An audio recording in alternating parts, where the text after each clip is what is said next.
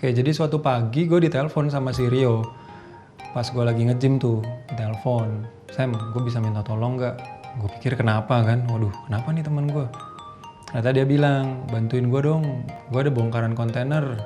Cuman customer gue nggak ada orang. Dalam hati gue, lah kok bisa sih? Mau bongkar nggak ada orang gitu kan? Ternyata katanya orang-orang gudangnya itu pada baru vaksin, jadi pada nggak masuk. Terus gue minta briefnya sama dia. Dapat briefnya itu kita harus turunin 1.200 barang berupa jirigen. Satu jirigennya itu 25 kilo dan waktunya itu cuman sampai jam 4 sore. Kondisi dia telepon jam 9. Jadi gue minta 1 jam buat siap-siap. Jadi gue langsung cari orang. Waktu itu kebutuhannya 4 orang lah buat bongkar muatan. Setelah siap, orangnya pada datang, gue brief sebentar, aman, kita langsung jalan.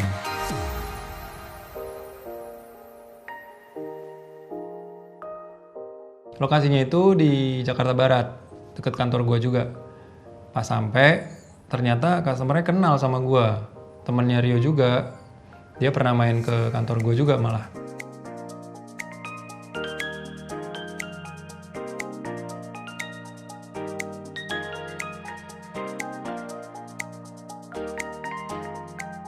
Dia itu trader bahan kimia, jadi dia ambil barang, habis itu jual lagi.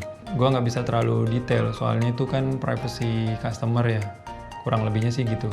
Pas pertama kali gue lihat isi kontainernya, gue rada kaget juga. Soalnya itu ternyata banyak banget. Ada sekitar 1.200-an jirigen. Satu jirigennya 25 kilo dan kita harus angkat itu manual pakai tangan. Ya memang ada alat bantu, jadi kayak ada roller gitu untuk dorong dari bagian belakang kontainer ke bagian pintu depan. Tapi ya untuk naruhin ke rollernya itu ya manual.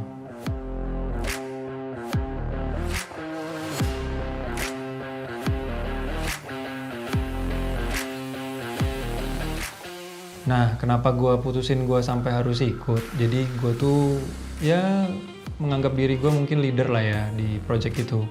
Nah, sebagai leader gue itu menganut filosofi kepemimpinan Jawa, yaitu ing arso sung tulodo, ing madyo mangun karso, tut wuri handayani. Itu ditulis oleh Ki Hajar Dewantara, yang kalau diterjemahkan ke dalam bahasa Indonesia itu artinya pemimpin tuh harus ada di paling depan untuk memberi contoh. Juga harus ada di tengah untuk menyemangati dari anggota yang dia pimpin, serta ada juga di paling belakang untuk mendorong anggotanya dan memastikan tidak ada dari anggotanya yang tertinggal. Kenapa gue menganut filosofi itu? Ya karena gue pingin memimpin dengan teladan. Teladan itu dengan tindakan yang bisa dicontoh.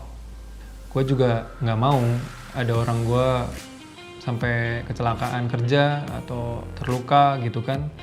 Karena gue tahu mereka kalau misal kata sampai accident, besokannya gimana bisa kerja, keluarganya mau makan apa.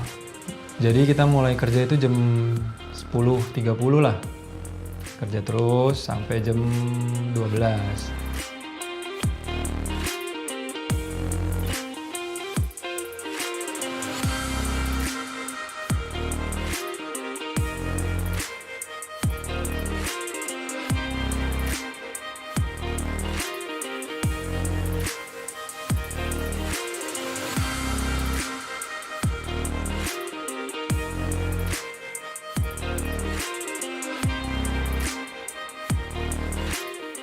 12 kan istirahat. Nah kita makan bareng juga di warung deket gudang situ.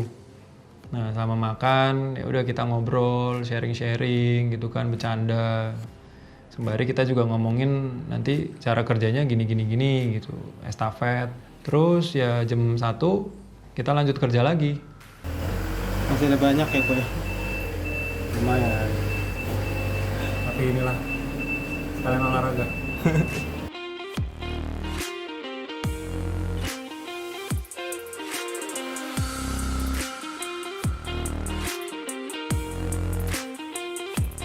Kalau ditanya capek apa enggak, ya capek. Karena kita harus mindahin barang itu kan ribuan dan beratnya 25 kiloan satunya. Tapi ya itu tugas gue. Tugas gue untuk manage orang-orang gue supaya tetap perform, nggak ada accident, dan nggak ada barang yang rusak dari customer.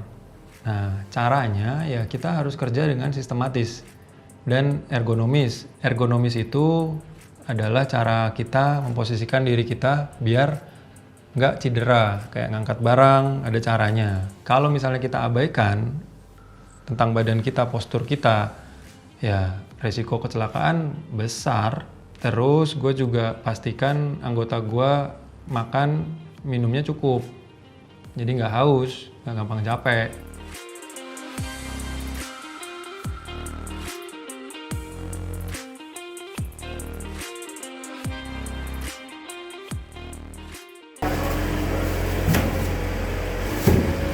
Yang terakhir nih kok. Terakhir, layar terakhir. Ya, sama. Bukan, itu masih tak ada juga. Ya, ada.